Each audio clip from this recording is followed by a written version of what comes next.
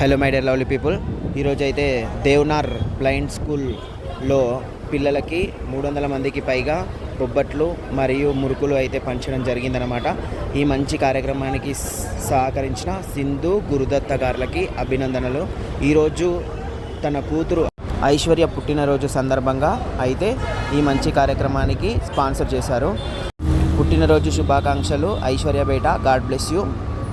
మొగుళ్ళూరు ఐశ్వర్య పాపకైతే వాళ్ళ అన్న ధృవ సిద్ధార్థ తరపున, అలాగే వాళ్ళ పేరెంట్స్ సింధు గురుదత్త గారుల తరపున పుట్టినరోజు శుభాకాంక్షలు.